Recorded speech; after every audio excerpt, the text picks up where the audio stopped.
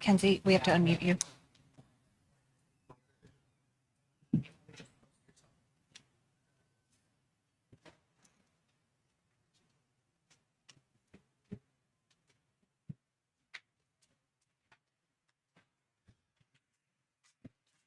Okay. Vale. All right. Thank you for joining us in the Leagues Cup 2025 postgame press conference for the Colorado Rapids and the Santos Laguna at Dick's Sporting Goods Park. Welcome, head coach of Santos Laguna, Francisco Rodriguez. We'll open it up for questions from media members present in the room, followed by questions from media members on Zoom. Questions?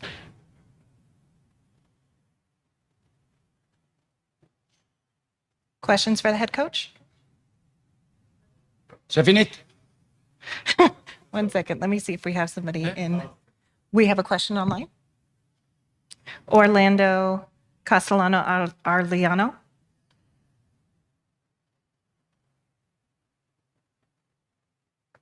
Please unmute.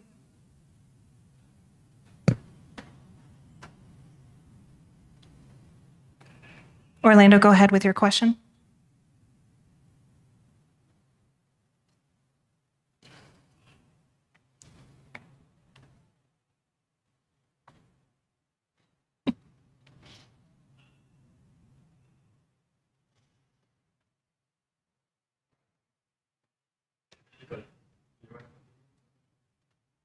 He's the only one with a question, so feel free. No, I don't get it. No sé, ahí no hay. From your bench, what happened?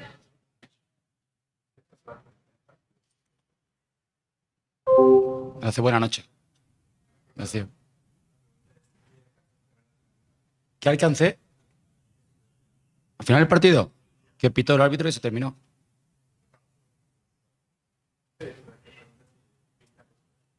¿Algo qué?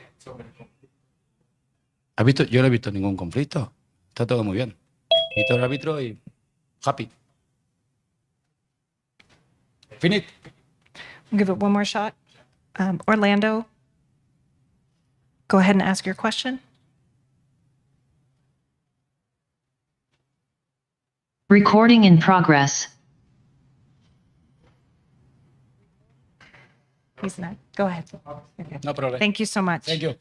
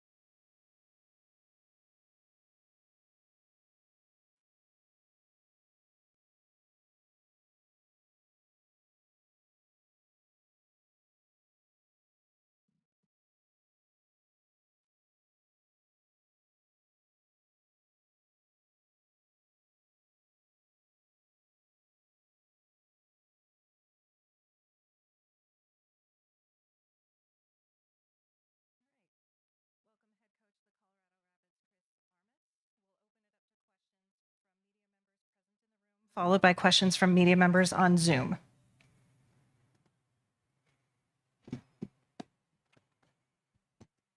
Matt Pollard, Burgundy Wave. Chris, what is it about this tournament? What is it about close games against Mexican teams that seems to bring out the best in your club? Listen, our guys, they've been fighting all year to try to make some noise, and we want to go after every trophy that's out there. And there's 3 currently, including the Rocky Mountain Cup, right? So, listen, we're at home. We have a little bit of the edge, right? And our guys believe that last year wasn't a fluke, and that we found ways to win. I give Santos a lot of credit because they came out in the second half and made it very difficult for us.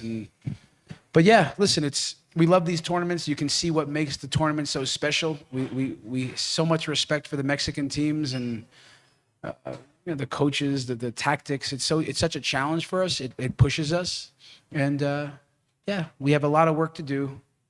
We love that we found a way to come back late again, kind of like last year. And well, I'm not going to start thinking it's anything other than a one game and one at a time. We have a lot of work to do, but I love the fashion in which we won and we stuck together. And yeah, on to the next. Coach, there's a lot of good duos in this league. With the Rapids here, you have Rafa Navajo and Georgia Mihalovic. They connect on another goal tonight. What can you say about them working together and what makes them so special? Yeah, listen, there's certain players around the world that have a knack for football, intelligence, understanding the final third, a desire to score goals, a desire to create goals, and both of those guys do that at a high level. So, they have a really good relationship and partnership that they each know what each other's thinking, and you can see on the night, Georgie, how much he puts into the game. Even at the end, dropping into our 4-5-1, and then also Rafa, his ability, not just passion, but his ability to get on the end of things. So great for him. Hi, Coach. Alex Labadou goal. 2 questions. 1, what do you make of the changes to League Cup this year? And 2, what, from your vantage point, what happened at the end of the match with the scuffle? Yeah, so what was the first part of your question? What do you make about all the new changes to League Cup this year? Yeah, listen, I kind of liked it last year. The group play, and you can kind of like that typical tournament play in a group, and you can try to get out of the group in certain ways. So, yeah, listen, it's the new format. It makes it much tougher to move on. Do you need 7, 8, or 9 points to move on? We'll see. Yeah, so that's the main thing, that it's so few teams get to move on, which the margins are thinner. So we'll have to accept that. But yeah, the scuffle at the end of the game, if I'm being honest, I've played against international football before. I've played against Mexico before. And the reason I just have so much respect for the Mexican teams, the coaches, the players, and their league, that this is part of it. It's what makes so many of those players good and coaches, that there's real passion. I think it's good for all of us to see that and experience that. But we also have that, and this gets the clashes because both teams want it so bad. So I'm not sure what their coach has said or what say. I only have respect for them. I didn't. Maybe they misunderstood what I said. I did not go below the belt or anything. But yeah, I got my crowd going a little bit, and that could be taken a certain way. But I only respect for Santos. They thought they pushed us hard in the second half, and it could have went either way. Hey, Coach. I believe you only made one sub tonight, and I believe that was Darren Yappy. Was there a reason for that, or did you just believe that group of guys was going to find the winner? Yeah, we thought we were in a good way. Sometimes the wingers get tired, and so we took off Ku DiPietro, and Calvin was still dangerous. You can see. And one of the reasons he was dangerous was his speed. And we thought, with Santos, they play such a high line. We wanted to have that counter threat and that speed on the back line. And then we score the goal, and it's like a few minutes left. So do you make the changes? These games aren't easy to come into. So we thought just to leave it. It wasn't really broken at the moment, and we just thought, let's let it ride. Let's ride it out. these guys that had a good feel for what was going on. Coach, these Liga MX teams travel really well. It was a big showing from the Santos fans as well. But the C38 Rapids fans hung in there. How's important for them to like not lose their voice when there's such a huge Santos presence in the crowd? Listen, I'll say it again. Our Latino community and the Mexican community, whoever came out to support Santos, they added so much to what the game was. And again, big shout out to our fans that showed up. And it's also just a fan base and Santos's fans showing real support for the team. And I thought it was a great atmosphere. And both had a lot to cheer for their team. And we always say we hope to just get more in our community supporting. Can we be the Santos's fans here in America? But listen, we were fortunate to have the game at home. If all these games are played in Mexico, man, it would be really tough. So we try to capitalize on home field advantage. Chris, there's been a lot of competition for minutes in that double pivot alongside Cole. Do you have an update on Josh Atencio and what's going on with him, and your thoughts on Ollie's performance given the injuries to Connor and Josh? Yeah, listen, I think first and foremost, like Josh Atencio, he's got a little MCL sprain. Just needs a little bit of time for that thing to tighten up. And typically it's, how many weeks is that? We have to see. But it means that there's opportunity for other guys. And, Oliver's a guy that we've really called upon this year. And so for him, it was right back to work as usual. He stepped in a really tough game. He showed up on the night. I think he met the demands of a difficult game. And what you love most about Oliver Larraz is that we don't like the players that are hiding, and he's never hiding. He's always up for it. He's really, a gamer. So I remind myself that he's still a young guy, but plays big. So good night for him. Chris, good evening. Jose Nunez, MLSsoccer.com. I wanted to ask you, you spoke a little bit about the razor-thin margins to come on top on some of these games. And I think this one specifically felt like a tale of two halves where your team had more opportunities in the first half to potentially put this away earlier than maybe leaving it up to the last 10 minutes or so after dealing with a lot of pressure. What are some of these changes to maybe come on top a little bit earlier that you're looking into, especially as you think about some tough opponents who maybe are going into the second and third round of this tournament down and already maybe thinking about the next step? Listen, the Mexican teams and there's certain trends that you see from the teams. They can play direct. They can play big diagonal balls. They can play in the pockets. At halftime, I thought the few players they brought in helped them. It helped the game. They were clever. They were smart. They got on the ball. And listen, so much of our style of play revolves around intensity. And sometimes you can get fatigued. And that means you have to get a little bit better, deeper. And our guys kept going. We're going in a high press, and we had to call the dogs back a little bit at some stage because we were getting a little bit stretched. So when we do get tired, instead of that 4-2-4, it looks more like 4-4-2. We're trying to protect the wide areas.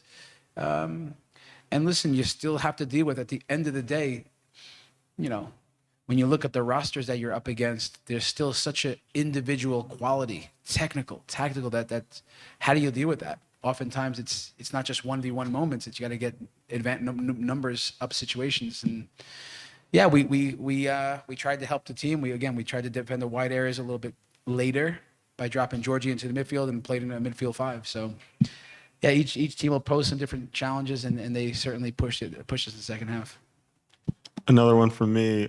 You mentioned earlier about how difficult it would be to play in Mexico. Is that ever something that you think that the Leagues Cup should explore as a possible growth there? Yeah, I'm not sure all the reasons why, and I think we do a nice job hosting it. But yeah, I think they will explore that at some stage. It'd be really interesting to see it done that way.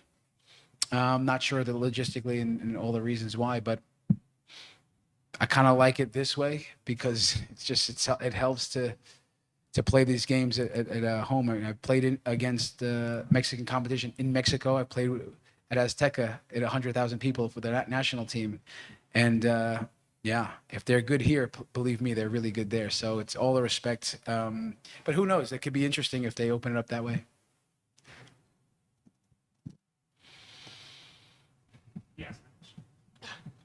Okay, we'll open it up to questions on Zoom.